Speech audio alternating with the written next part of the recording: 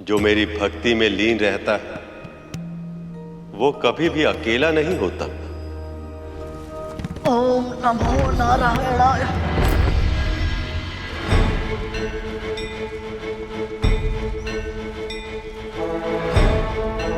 ओम नमो नारायणाय। ओम नमो नारायणाय। ओम नमो नारायणाय। ओम नमो नारायणाय। इस पक्षी ने ये विशाल पर्वत उठा तो लिया, किंतु क्षीर सागर तक नहीं पहुंच पाएगा ये।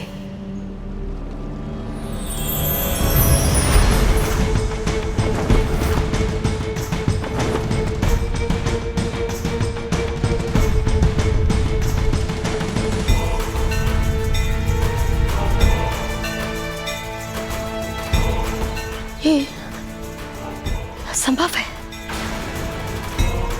नारायण नारायण, असंभव को संभव कर दिखाया गरुड़ तुमने। तुम धन्य हो गरुड़, तुम धन्य हो। तुम धन्य हो गरुड़, धन्य हो।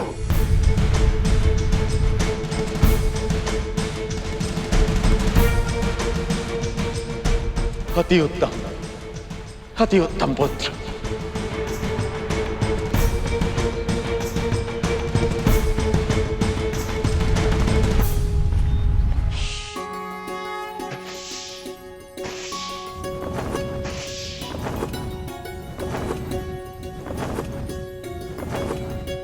गरुड़,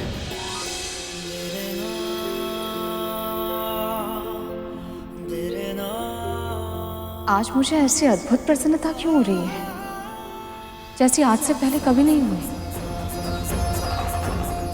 क्या कारण हो सकता है इसका?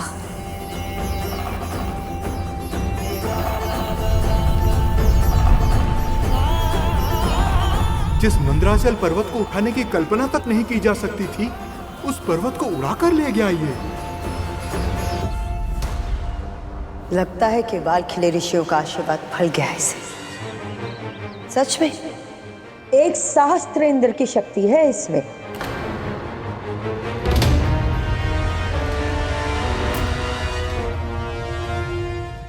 हमें शीघ्र ही क्षीर सागर पहुंचना चाहिए। मैं सहमत हूं देवराज।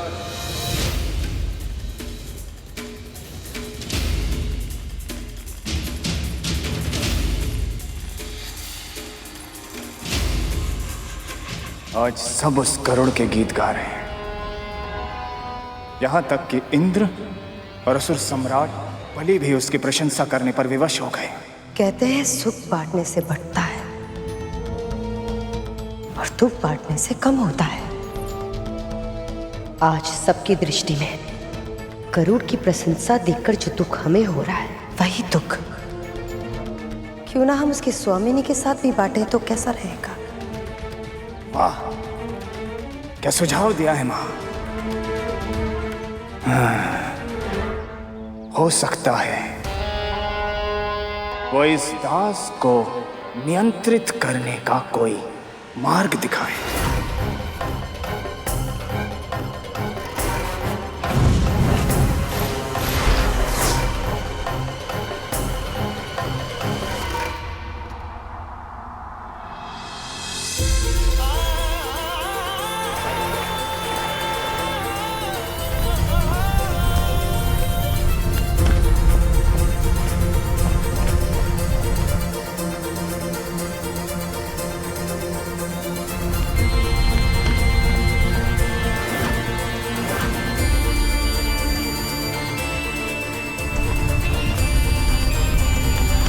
तुम धन्य हो गरुड़, तुम धन्य हो। तुम धन्य हो गरुड़, तुम धन्य हो। सत्य कह रहे हो तुम? सभी देवदानव, यहाँ तक कि गुरु बृहस्पति और मुनिवर नारद भी उस गरुड़ की प्रशंसा कर रहे थे, उसका गुणगान कर रहे थे। ऐसा लग रहा था कि पूरे क्षीर सागर में केवल एक ही नाम गूंज रहा है, गरुड़ गरुड़ गरुड़।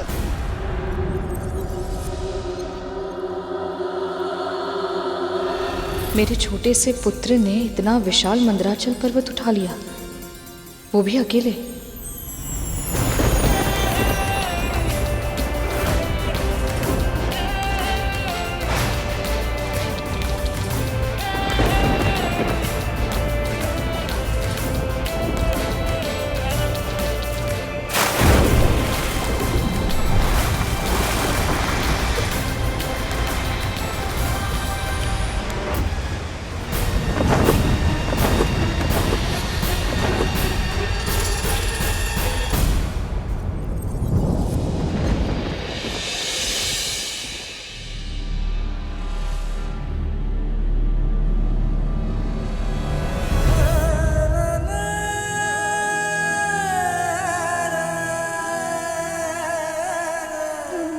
माँ माँ माँ माँ।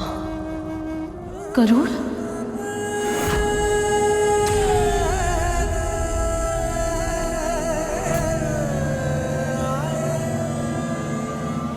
तो तू यहाँ छुप छुप कर हमारी गुप्तचरी कर रही है।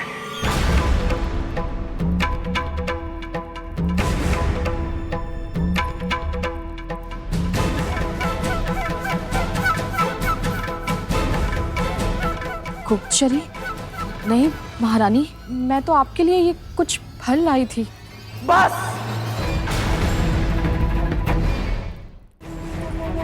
अधिक स्वांग करने की आवश्यकता नहीं है तुझे।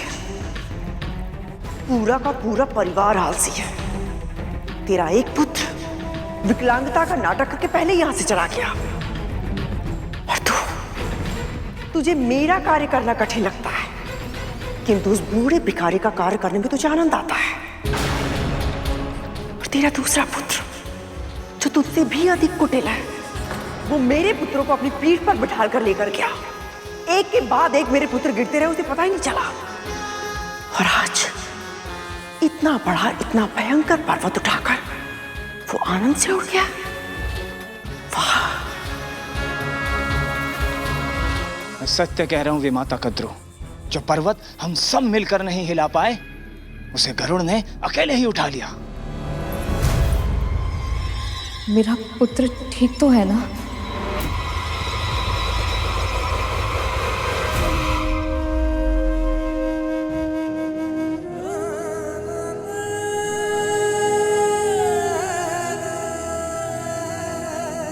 पुत्र, क्या हुआ?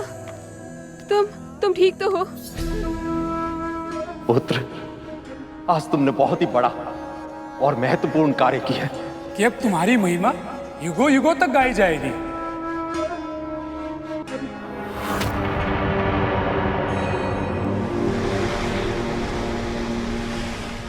स्वयं मुनि नारद और देवगुरु बृहस्पति मेरे पुत्र की प्रशंसा कर रहे हैं। मेरे लिए उससे अधिक गर्व की बात और क्या हो सकती है? ये सब मेरे प्रभु विष्णु की कृपा से ही हुआ है। मैं अभी उन्हें प्रसाद चढ़ाकर आती हूँ। रुक जाओ कालिया, मनाने दो उसे आनंद। माँ को लगा था कि आप गरुड़ को रोकने का उपाय सुझाएंगे, पर आप तो उसकी माँ के साथ उसकी सफलता का उत्सव मना रही हैं। मुझे तो लगा था कि दीदी का पुत्र दीदी की तरह बुद्धिमान होगा, किंतु तुम तो बिल्कुल मंदबुद्धि निकले। गरुड़ को रोकने का उपाय स्वयं उसकी माँ मुझे अभी भी बता कर गई है। मैं समझा नहीं विमाता। यदि ये सूचना पाकर विंता जैसी विनीत स्त्री भी गर्व से फूले नहीं समा रही है, तो सोचो गरुड़ में भी अहंकार आना स्वाभाविक है। और यदि उस गरुड़ में अहंकार आ गया तो उसका भी वैसे ही पतन हो जाएगा जैसे इंद्र और अन्य देवताओं का हुआ।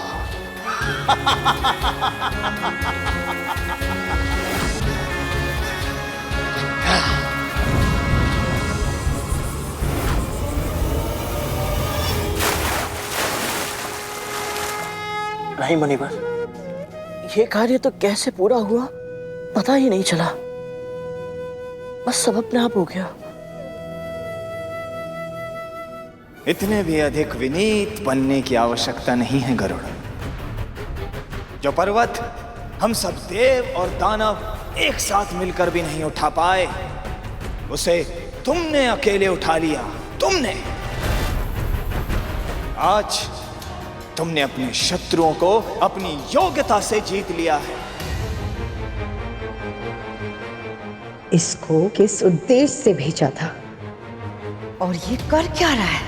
यदि तुम आज ये असंभव कार्य नहीं कर पाते, मंद्राचल पर्वत को उठाकर यहां तक नहीं ला पाते, तो समुद्र मंथन प्रारंभ ही नहीं हो पाता।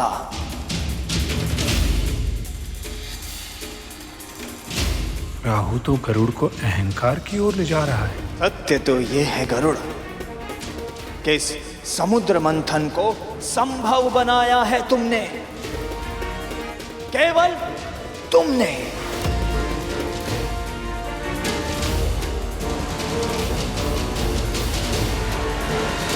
तुम्हारी जितनी भी प्रशंसा की जाए उतनी कम है।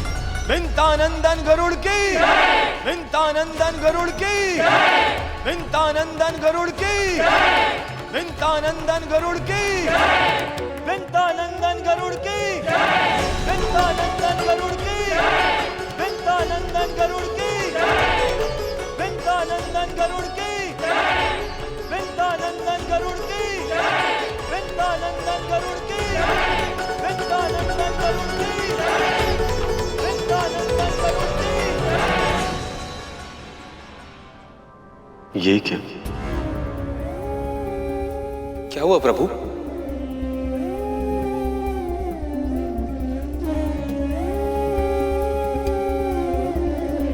जब पुत्र पहली बार अपने पांव पर चलने का प्रयास करता है तो पिता को पहले से ही पता होता कि वो गिरने वाला है, किंतु तब भी पिता उसे रोकते नहीं, क्योंकि वह चाहते हैं कि बालक गिरकर स्वयं से फिर से खड़ा होना सीखे। किंतु इसका अर्थ ये तो नहीं कि गिरते हुए पुत्र को देखकर पिता को कष्ट नहीं होता। आपके कहने का अर्थ क्या है प्रभु? गरुड़ की मुस्कुराहट देखो शेष। विंतानंदन गरुड़ की जय। जब तक इसके मन में भक्ति थी, ये भावना थी कि जो कुछ भी हो रहा वो पर ब्रह्म के कारण हो रहा, तब तक इसकी आंखों में विनम्रता थी, मुस्कुराहट में मधुरता थी। पर अब देखो, अब इसके मन में अहंकार आ गया। अहंकार वो गहरा कुआं है शेष, जिससे व्यक्ति यदि शीघ्र ना निकले तो उसका पतन निश्चित है।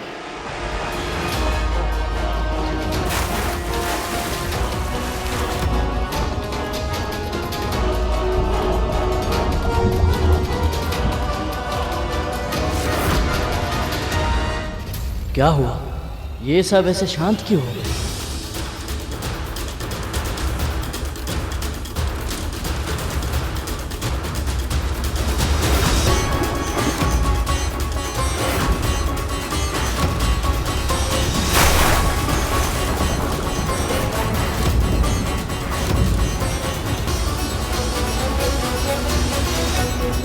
क्या हो गया प्रभु? मद्रांचल पर्वत क्षीर सागर में डूब कैसे गया? कार्य आरंभ होने से पहले ही इतना बड़ा विघ्न क्यों आ गया? विघ्न तो आना ही था शेष, क्योंकि अहंकार में डूबे देव और दानवों से एक बहुत बड़ी भूल हो गई। नारद भी मेरी व्यथा के कारण चिंतित थे, उन्हें भी ध्यान नहीं रहा और अनर्थ हो गया। कैसा अनर्थ प्रभु? ऐसी कौन सी भूल हो गई जिसका किसी को भी ध्यान नहीं रहा? बताइए मुनिवर, हमसे ऐसी कौन सी भूल हो गई? उस भूल को सुधारने के लिए जो आवश्यक होगा मैं करूंगा। किसी भी अनुष्ठान को करने से पहले प्रभु श्री गणेश का ध्यान अवश्य करना चाहिए करूं। उनकी प्रार्थना किए बिना यदि कोई भी कार्य प्रारंभ किया जाए तो विघ्न आना तो निश्चित है।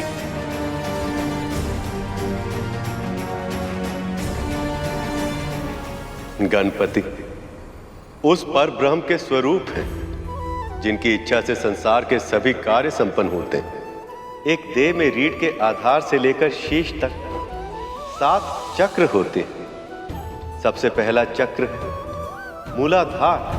जब तक मूलाधार चक्र नहीं खुलता, ना तो कुंडलिनी जागृत हो सकती है और ना ही अन्य चक्र खुल सकते हैं।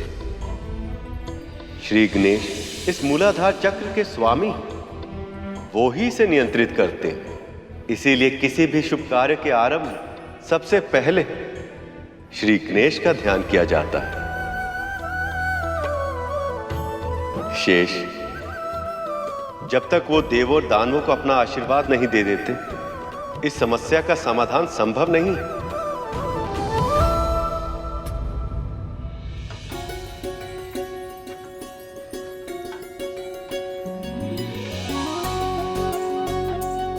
कितनी सौभाग्यवान है ना अदिति दीदी और दीदी दीदी, जो मेरे पुत्र को यह अविश्वसनीय कार्य करते हुए देख पाई। यदि किसी तरह मैं भी इस अद्भुत घटना की साक्षी बन पाती तो।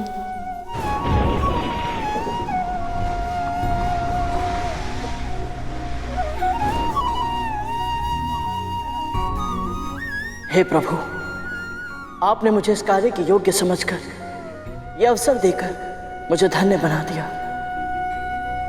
धन्यवाद प्रभु।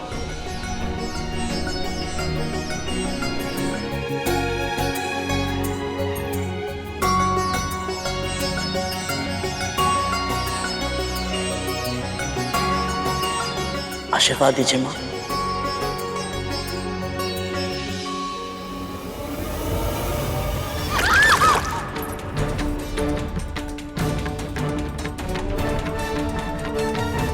यदि मां को पता चला कि इस भूल के कारण इतना शुभ, इतना आवश्यक अनुष्ठान पूरा नहीं हो पाया, परम पिता और माता लक्ष्मी का मिलन नहीं हो पाया, तो उन्हें कितना कष्ट होगा।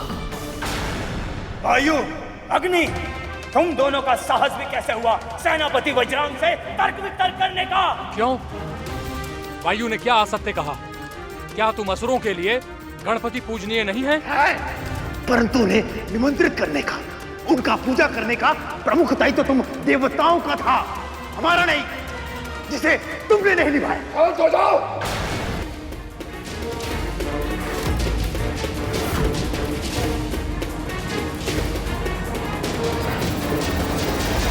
ये समय वाद विवाद का नहीं है।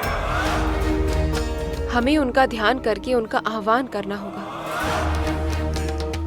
और उसके पश्चात उनसे क्षमा मांगनी होगी। तो फिर ऐसा ही होगा देवी अदिति। आप सब पूजन की तैयारी कीजिए। नारायण नारायण।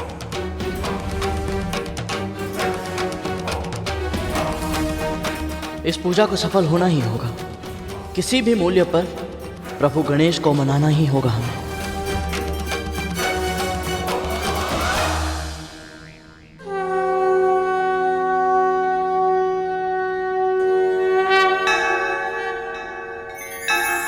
विघ्नेश वीर्याणि विचित्रकाणि बन्दिजनैर्मागधकः श्रुत्वा समुत्तिष्ठ गजानन त्वं ब्राह्मोर्जगन्मङ्गलकं कुरुष्व।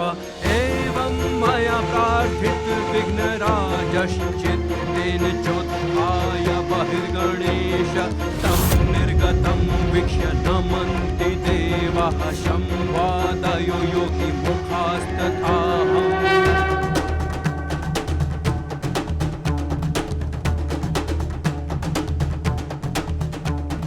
विघ्नेश वीर्याणि विचित्रकाणि बन्दिजनैर्मागधकः श्रुत्वा समुत्तिष्ठ गजानन त्वं ब्राह्मोर्जगन्मङ्गलकं कुरुष्व। एवं मया प्रार्थित विघ्नराजश्चित्तेन चोत्थाय बहिर्गणेश तं निर्गतं वीक्ष्य नमन्ति देवाः संवादयो योगी मुखास्तथाहम्। विघ्नेश वीर्याणि विचित्रकाणि बन्दिजनैर्मागधकः श्रुत्वा समुत्तिष्ठ गजानन त्वं ब्राह्मोर्जगन्मङ्गलकं तन्मङ्गलकं कुरुष्व एवं मया जब संकट सामने उपस्थित हो गया तब स्मरण हुआ मेरा। उससे पहले तो आप सभी मुझे भूले हुए थे।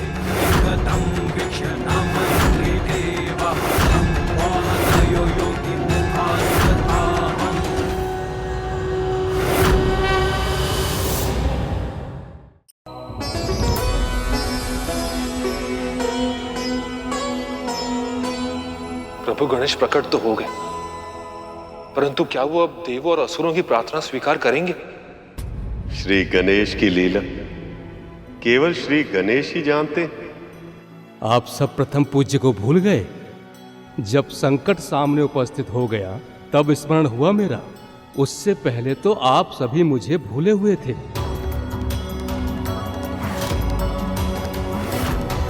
संसार के इतने बड़े अनुष्ठान समुद्र मंथन से पहले आप में से किसी ने ये नहीं सोचा कि शुभ कार्य करने से पहले क्या विधि होती है।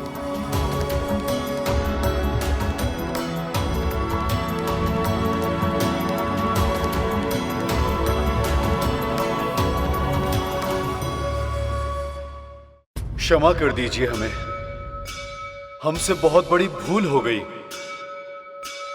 कार्य आरंभ करने के उत्साह में न जाने कैसे आपका स्मरण नहीं रहा। उत्साह और कार्य में ऐसे लीन हुए कि धर्म भूल गए। क्षमा कर दीजिए प्रभु, अपने भक्तों पर दया कीजिए। अब भूल हुई है तो दंड भी मिलेगा।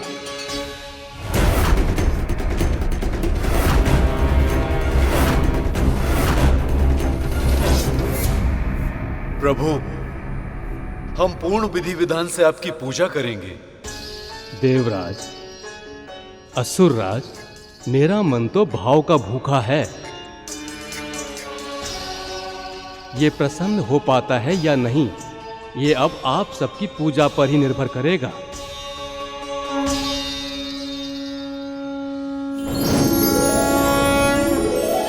अद्भुत मां, क्या उपाय ढूंढा है आपने? एक और गरुड़ का अहंकार उसको पतन के गर्त में ढकेल देगा, और दूसरी ओर वो बुढ़ा और उसका क्रोध छोटी माँ के जीवन में कष्टों की आंधी ले आएंगे। वाह माँ, आपकी बुद्धिमता पे गर्व है हमें। कभी कभी मुझे तुम दोनों की मूर्खता पर तरस आता है। आप ऐसा क्यों बोल रही हैं माँ? क्षीर सागर के मंथन जैसा अवसर कभी कभी आता है जीवन में। राहु ने मुझे पूरा विवरण तो नहीं बताया, किंतु यदि दानव स्वर्ग का राजपाट होते हुए भी देवताओं के साथ संधि करने के लिए तत्पर है तो इसका केवल एक ही अर्थ है। निश्चित रूप से मंथन के समय समुद्र से कुछ ऐसा निकलने वाला है जो बहुत महत्वपूर्ण है।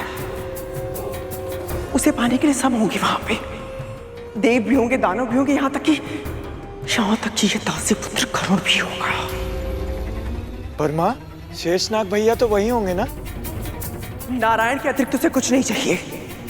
और अब तो उसकी मित्रता भी हो गई है उस गरुड़ के साथ। तुम दोनों का साथ देने के लिए वो गरुड़ का अहित कभी नहीं करेगा। इसलिए आप उस गरुड़ को रोकने के लिए और मेरे पुत्रों को अधिकार दिलाने के लिए मुझे ही कोई ना कोई उपाय सोचना होगा।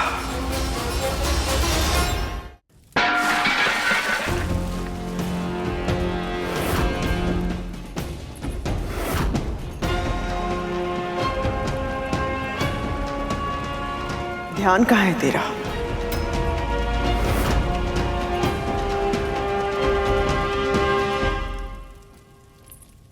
मैं तो भूल ही गई थी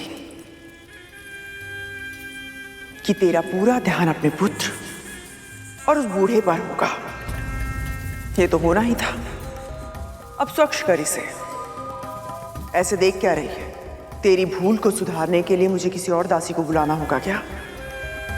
तूने ये सब कुछ फैलाया है तो स्वच्छ भी तुझे ही करना होगा। जी।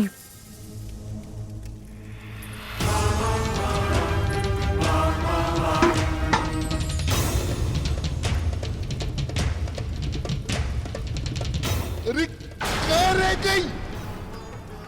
तुमने बात तो सुन।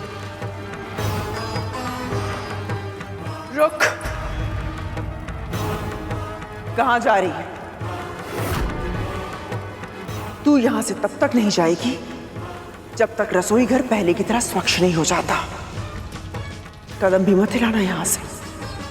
पहले मेरा कार्य होगा, उसके बाद जिसकी जितनी सेवा करनी है कर लेना जाके।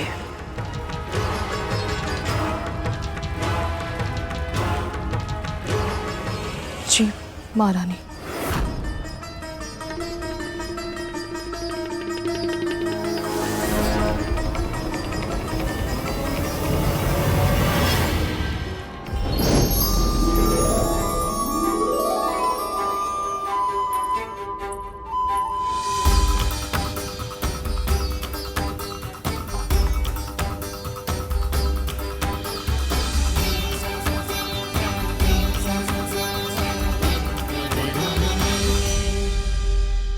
प्रभु गणेश को सभी कुछ ना कुछ दे रहे हैं, पर मैं क्या अर्पित करूं?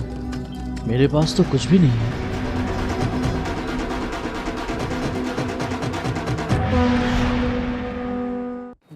गांव मर गई। इससे अच्छा तो मुझे जंगल में ही छोड़ देती मरने के लिए। गांव मर गई थी। भूख और प्यास से मैं कितना व्याकुल हो रहा हूं, लेकिन मुझ पर तेरा ध्यान ही नहीं है। क्षमा कीजिएगा बाबा, थोड़ी देर हो गई मुझे। आप लीजिए, प्रसाद ग्रहण कीजिए। तेरा प्रसाद तू खा, मुझे तो कुछ और। मैं प्रसाद का अनादर नहीं होने दूंगी बाबा। खाइए इसे। तू मुझे आदेश देगी एक वृद्ध और रोगी को विवश करेगी?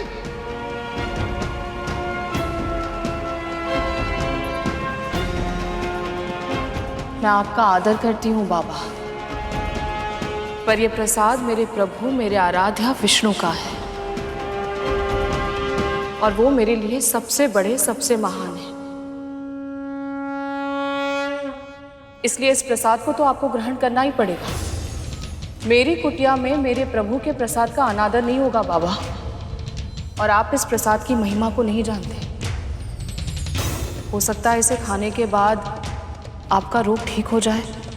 न मुझे तेरे प्रभु पे विश्वास है, न उसके प्रसाद पे। आपको विश्वास करने की आवश्यकता नहीं है बाबा, मेरा विश्वास ही हम दोनों के लिए पर्याप्त है। एक बार इसे खाइए तो सही, शीघ्र ही आपके कष्ट। देख, मेरे हाथों को देख, मेरे गांव में से पाल टपक रहा है। मुझे प्रसाद की नहीं, औषधि की आवश्यकता है। कौन सी औषधि बाबा? मुझे बताइए, मैं ले आती हूँ। तो जा, कटुपर्णी के फूल और पत्ते लेकर आ, उन्हें पीसकर लेप बनाना होगा। जा। जी। और जल्दी आना, वही मत मर जाना। जा।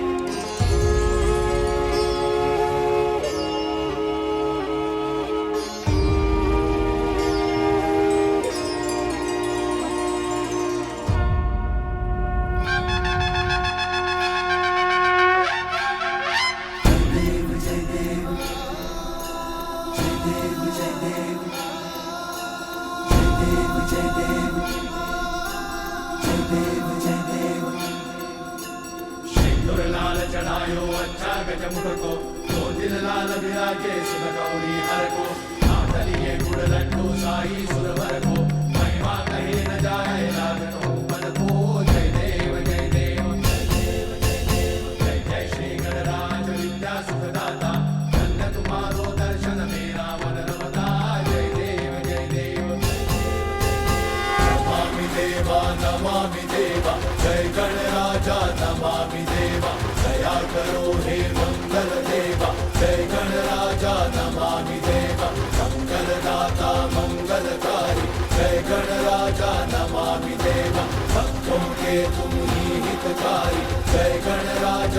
नमामि देवा सुखहर्ता सुखकर्ता स्वामी जय गणराजा नमामि देवा पूर्ण करो प्रभु काज हमारे जय गणराजा नमामि देवा।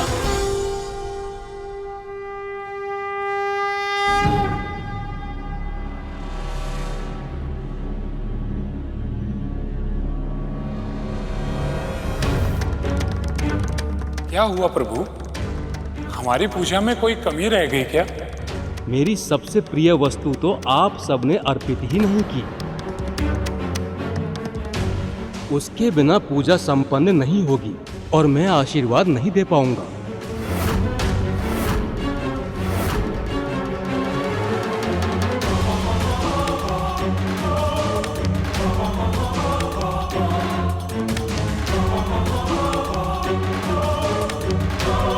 ऐसी कौन सी वस्तु हो सकती है जो प्रभु गणेश को इतनी प्रिय है और फिर भी इन्हें अभी तक अर्पित नहीं की गई?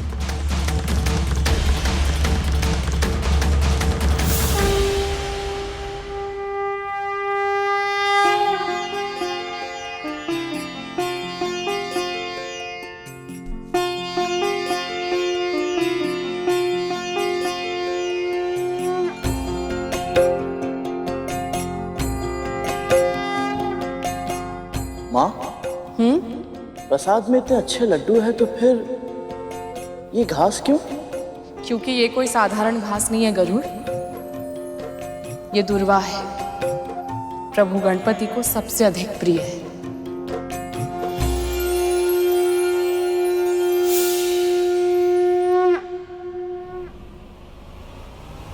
मैं समझ गया कि ऐसी कौन सी वस्तु है जो अब तक हमने प्रभु गणेश को अर्पित नहीं की।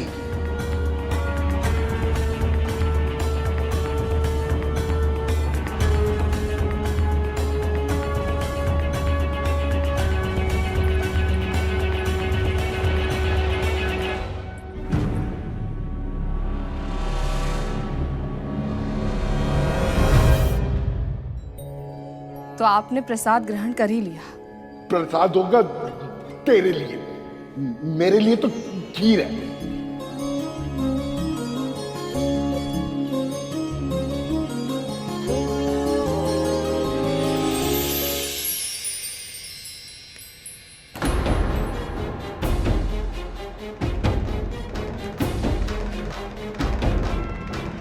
जल्दी जल्दी ले बना।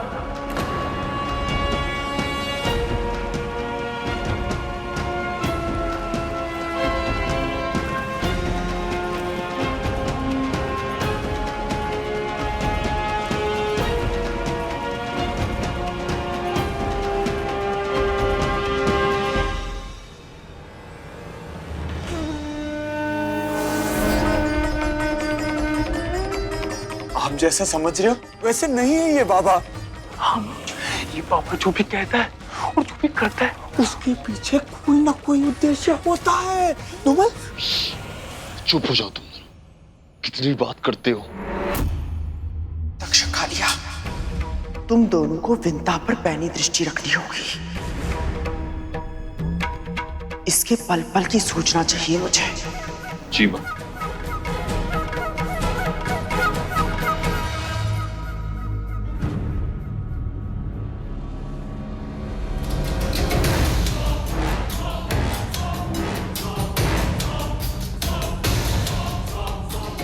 लगता है अहंकार ने अपना कार्य करना आरंभ कर दिया है।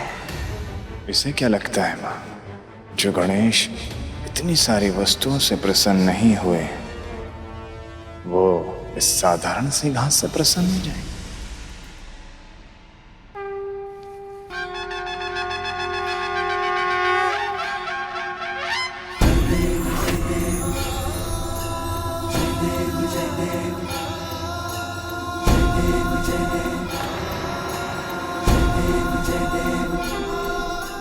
प्रभु गणपति जी की लीला अपरंपार है।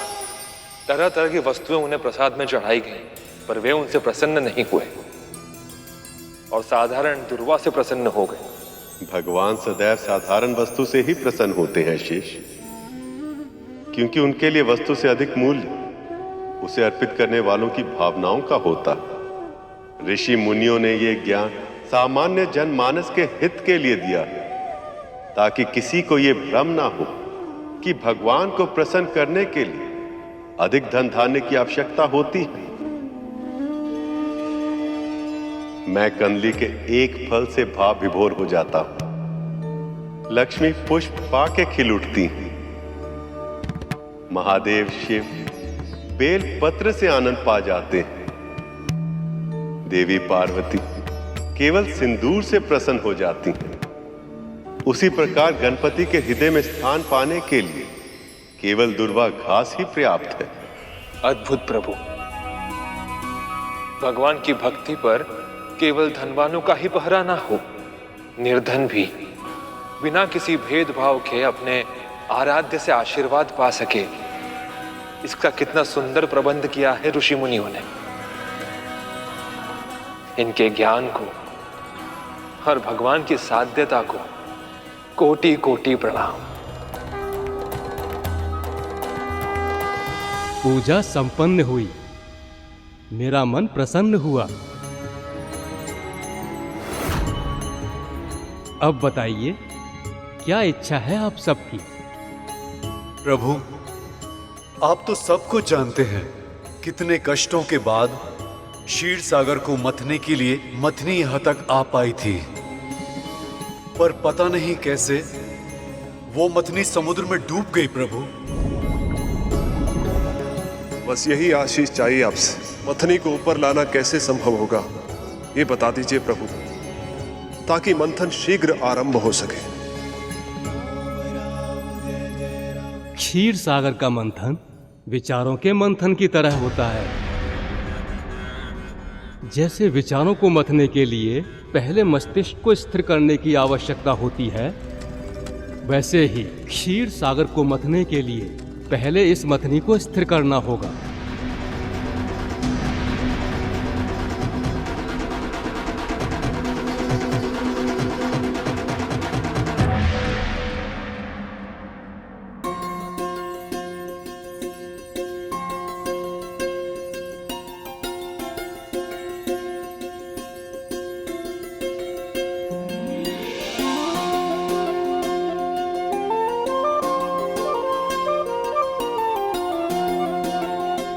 मेरी पीड़ा?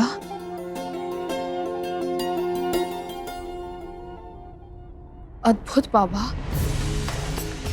आपका ये लेप बहुत लाभदायक है। मेरे सारे छाले ठीक हो गए। इतना ही लाभदायक लेप होता तो मेरे काम क्यों नहीं हुए? क्योंकि मुझे परमपिता विष्णु पर पूरा विश्वास है और आपको नहीं। हमारा विश्वास, हमारी भक्ति ही प्रभु को हमारा हित करने के लिए प्रेरित करती है बाबा। इसलिए मेरे सारे कष्ट दूर हो गए और आपके नहीं हो पाए। पर कोई बात नहीं, मैं आपके लिए प्रार्थना करूंगी ना।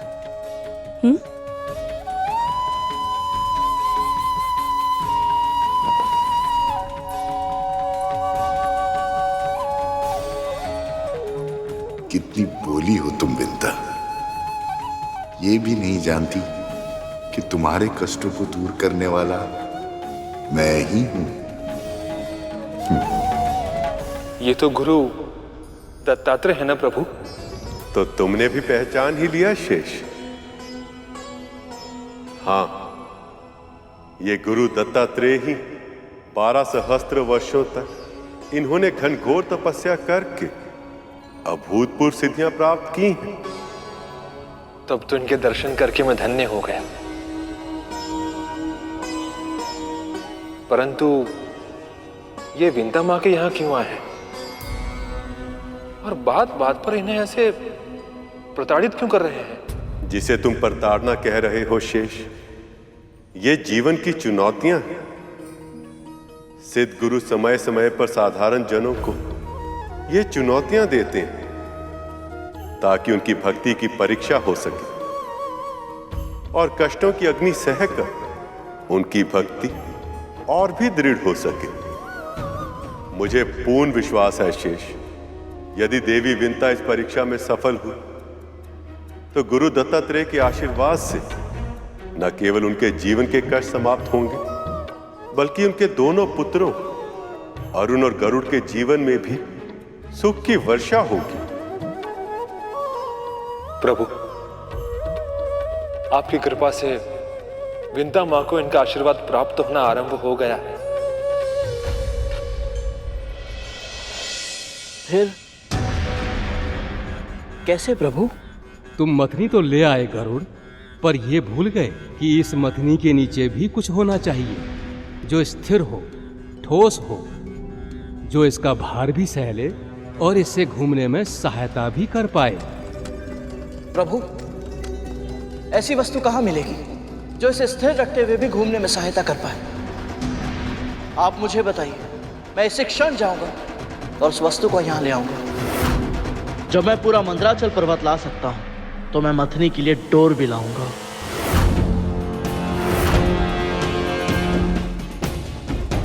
प्रभु, गणेश जी ने बताया था कि विचारों का मंथन भी क्षीर सागर के मंथन जैसा ही होता है। फिर भी ये इतना विचार नहीं कर पा रहे हैं कि इनके अहंकार से मंदरांचल पर्वत तो क्या, ये अपने अस्तित्व को भी नहीं उभरने देंगे। और सबसे दुखद तो यह है प्रभु कि अहंकार के चक्रव्यूह में गरुड़ भी डूबता जा रहा है। ये अनर्थ हो रहा है प्रभु, अपनी कृपा दृष्टि कीजिए इन पर।